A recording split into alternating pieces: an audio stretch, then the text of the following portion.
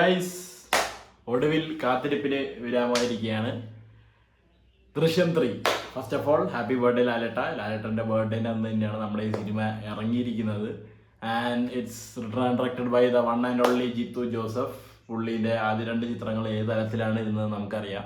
ഈ സിനിമയെക്കുറിച്ചും എനിക്ക് നല്ല രീതിയിൽ തന്നെയാണ് നിങ്ങളുടെ അടുത്ത് സംസാരിക്കാനുള്ളത്. ചില 2-3 കാര്യങ്ങൾ ഒഴിച്ചു കഴിഞ്ഞാൽ സിനിമ നല്ല സിനിമ തന്നെയാണ്.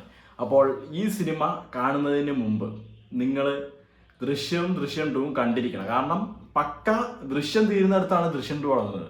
ദൃശ്യം 2 എവിടെ നിന്ന് നിർത്തിയോ, അവരെന്ത് പറഞ്ഞ് നിർത്തിയതോ അവിടെ നിന്ന് തന്നെയാണ് ഈ സിനിമ തുടങ്ങുന്നത്. അപ്പോൾ ഒരു റീവാച്ച് അടിക്കുന്നതിന് വലിയ പ്രശ്നമൊന്നുമില്ല. പിന്നെ നിങ്ങൾ ആ പഴയ 2 സിനിമകൾ കണ്ട പോലത്തെ ട്വിസ്റ്റോ ടേണോ പ്രതീക്ഷ ഈ സിനിമയ്ക്ക് പോവരുത്. അവർ നാഴികയ്ക്ക് 40 വട്ടം അവർ പറഞ്ഞു കഴിഞ്ഞു. ഡയറക്ടർ ആയാലും അതിൻ്റെ കാസ്റ്റ് ആയാലും ക്രൂ ആയാലും അവർ പറഞ്ഞു കഴിഞ്ഞു പഴയ സിനിമ പോലെയല്ല, അതേപോലെ ട്വിസ്റ്റും കാര്യങ്ങളൊക്കെ ഉണ്ടാവാൻ ചാൻസ് ഇല്ല. ചിലപ്പോൾ ഉണ്ടാവാം, ചിലപ്പോൾ ഉണ്ടാവാതിരിക്കാം.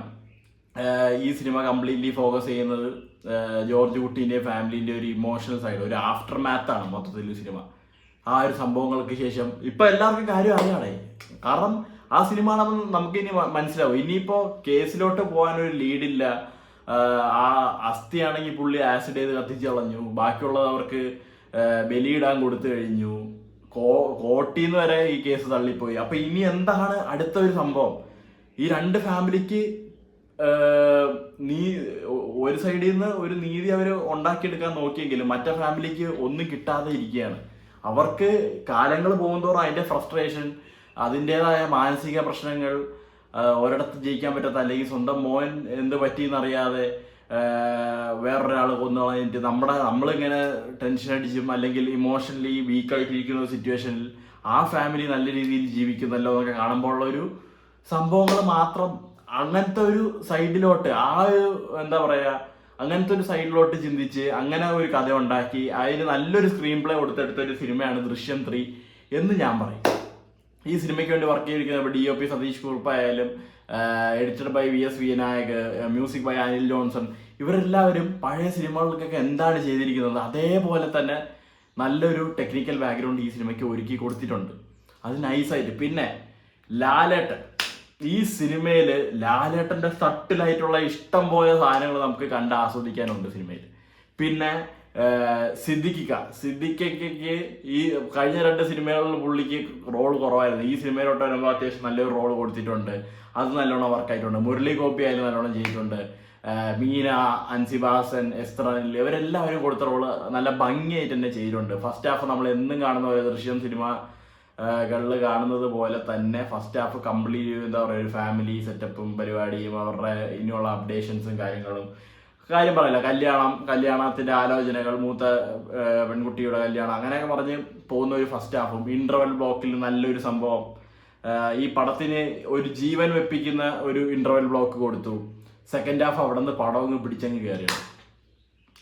ആൻഡ് കംപ്ലീറ്റ്ലി നോക്കുമ്പോഴത്തേക്കും നല്ലൊരു വർക്ക് തന്നെയായിരുന്നു. ഒട്ടും അയ്യേന്ന് തോന്നിപ്പിക്കുന്ന രീതിയിൽ അവർ ഒരു രീതിയിലും പാളിച്ച ഒന്നും വന്നിട്ടില്ല. ഒരിടത്തും ഒരു ടെക്നിക്കലി വീക്കായ പോലെ എനിക്ക് തോന്നിയില്ല. കംപ്ലീറ്റ്ലി ഞാൻ ഗ്രിപ്ഡായിട്ടിരുന്ന തന്നെയാണ് സിനിമ കണ്ടത്. ആൻഡ് ഇതിലെ പെർഫോമൻസ് കാര്യം, ഇപ്പോൾ ഇർഷാദ് അലിക്കൊക്കെ ഈ സിനിമയിൽ അത്യാവശ്യം നല്ലൊരു റോളുണ്ട്, പുള്ളി ചെയ്തിട്ടുണ്ട്. പിന്നെ പഴയ സിനിമകളിലുള്ള ദിനേശ് പ്രഭാകരായിക്കോട്ടെ, നമ്മുടെ സാക്ഷി ജോസ് എന്ന് പറയുന്ന ചേട്ടൻ്റെ പേര് എനിക്ക് അറിയില്ല, അവർക്കൊക്കെ നല്ല റോൾ കൊടുത്തിട്ടുണ്ട്. എല്ലാം കൊണ്ടും നല്ലൊരു സിനിമയുടെ അത് വേറൊരു വഴിത്തിരിവിലോട്ട് ഈ സംഭവങ്ങൾ പോകുന്നത്. എന്താ പറയുക, നമുക്ക് ഒരു റിവെഞ്ച് മോഡ് പരിപാടി നമുക്ക് വേണമെങ്കിൽ പറയാം. എങ്ങനെയെങ്കിലും പെടുത്തിയേ പറ്റുള്ളൂ എന്നുള്ള ഒരു മറ്റേ ദൃശ്യം 2 ആ ഒരു വാശി ആ കുടുംബത്തിൽ നിന്ന് നമുക്ക് കാണാം. ഈ സിനിമയിൽ അത് കുറച്ചുകൂടി ഇരട്ടിക്കുകയാണ്. ആശാശരത്തിന് വലിയ റോളുണ്ടെന്ന് ഞാൻ പറയുന്നില്ല, അത് നിങ്ങൾ തിയേറ്ററിൽ കണ്ട് ബോധിച്ചാൽ മതി. സിദ്ദിഖ് പൊളിച്ച്. പിന്നെ ഇതിലൊരു കഥാപാത്രമുണ്ട്, അതിനെക്കുറിച്ച് ഞാൻ പറയുന്നില്ല, അത് അവർ ഒരിടത്തും പറഞ്ഞിട്ടില്ല, അതുകൊണ്ട് ഞാൻ പറയുന്നത് ശരിയല്ല. തിയേറ്ററിൽ പോയി എക്സ്പീരിയൻസ് ചെയ്യാം. അടിച്ച് പൊളിച്ച് വെച്ചിട്ടുണ്ട്. കിണ്ണനായിട്ട് ആ കഥാപാത്രം ചെയ്തിട്ടുണ്ട്. അത് ആദ്യം ഒരു കഥാപാത്രം വരും, അതും അവർ ഒരിടത്തും പറയാത്തൊരു ക്യാരക്ടറാണ്. അതിനെക്കുറിച്ച് ഞാൻ കൂടുതലായിട്ട് പറഞ്ഞില്ല. അതൊക്കെ ആ സിനിമേൻ്റെ ആവശ്യപ്രകാരം അവിടെ ഇവിടെയൊക്കെ നൈസിന് കാണിച്ചു പോയിട്ടുണ്ട്. പക്ഷെ അതല്ല, ഇന്റർവെല്ല് കഴിഞ്ഞിട്ട് നമ്മുടെ പഴയ ഒരു കഥാപാത്രത്തിന്റെ ഒരു തിരിച്ചുവരവുണ്ട്. അത് നൈസായിരുന്നു. അത് വളരെ എന്താ പറയാ, നമുക്ക് ആ ഒരു പഴയ ഒരു ഇമോഷൻസിലേക്ക് നമ്മൾ തിരിച്ചെത്തും. ആ ഒരു രീതിയിൽ അടിപൊളിയായിട്ട് പുള്ളി ചെയ്തിട്ടുണ്ട്. അപ്പോൾ ടോട്ടലി ഇതാണ് എനിക്ക് പറയാനുള്ളത്. പിന്നെ ഈ സിനിമയിൽ എനിക്കൊരു പ്രശ്നം തോന്നിയത്, ടുവേർഡ്സ് ക്ലൈമാക്സ് തേർഡ് ആക്ട് ഒക്കെ ഗംഭീരമാണ്, ഒരു കുഴപ്പമില്ല, ഒന്നിനും ഒരു പ്രശ്നവുമില്ല. പക്ഷേ എനിക്ക് ഭയങ്കര ഒരു പ്രശ്നമായിട്ട് തോന്നിയത് ഈ ജോർജ് കുട്ടി, അതിനെക്കുറിച്ച് ഞാൻ അധികം പറഞ്ഞു കഴിഞ്ഞാൽ സ്പോയിലറായി പോകണം, അതുകൊണ്ട് ഞാൻ കൂടുതലായിട്ടൊന്നും പറയുന്നില്ല. പുള്ളീൻ്റെ ഫാമിലിനെ രക്ഷിക്കാൻ വേണ്ടി ഏതറ്റം വരെ പോകും. അങ്ങനെ നമ്മൾ പണ്ടും കേട്ടിട്ടുണ്ട്, ഇപ്പോഴും അവരത് തന്നെയാണ് സ്റ്റേറ്റ് ചെയ്യുന്നത്. അത് തന്നെയാണ് പറഞ്ഞ് തെളിയിക്കാൻ നോക്കുന്നത്. ഇപ്പോഴും ആ ഒരു വാക്യം തന്നെയാണ് അവർ പിടിച്ച് നിൽക്കുന്നത്.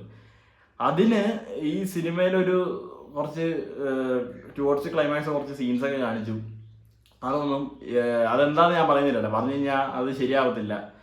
നിങ്ങൾ സിനിമ കണ്ട് മനസ്സിലാക്കിയാൽ മതി. അതിനോട് എനിക്ക് വലിയ താല്പര്യം, അല്ലെങ്കിൽ എന്താ പറയുക, അത് അതിൻ്റെ മനസ്സിലേക്ക് ഉൾക്കൊള്ളാൻ പറ്റിയില്ല. ഒരാൾ ഇങ്ങനെയൊക്കെ ചെയ്യോടെ എന്നുള്ളൊരു ചോദ്യം എനിക്ക് വന്നു. അതെനിക്ക് ഭയങ്കര അരോചകമായിട്ടാണ് എനിക്കത് ഫീൽ ചെയ്തത്. എനിക്കത് ഒട്ടും ആ ഒരു ക്യാരക്ടർ ലാലേട്ടൻ ചെയ്തതോ അല്ലെങ്കിൽ വേറൊരു ആ കഥേൻ്റെതോ ഒന്നുമല്ല ഞാൻ പറഞ്ഞത്. ആ ഒരു ക്യാരക്ടർ അങ്ങനെ ചെയ്യുമെന്ന് എനിക്ക് മനസ്സുകൊണ്ട് ഉൾക്കൊള്ളാൻ പറ്റുന്നില്ല. ആ ഒരു സംഭവം മാത്രം ഒഴിച്ചു കഴിഞ്ഞാൽ പടം പൊളിയാണ്. നല്ല സ്ക്രീൻ പ്ലേ, നല്ല direction as usual.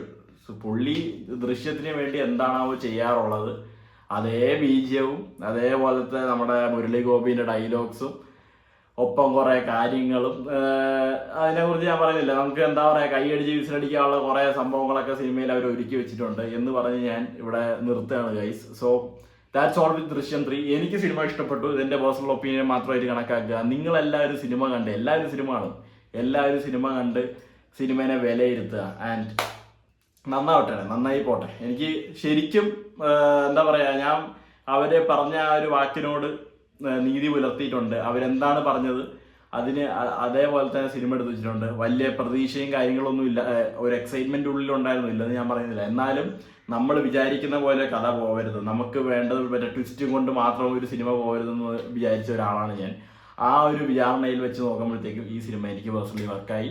So that's all with Drishyam 3. And once again happy birthday ലാലേട്ട. Bye by.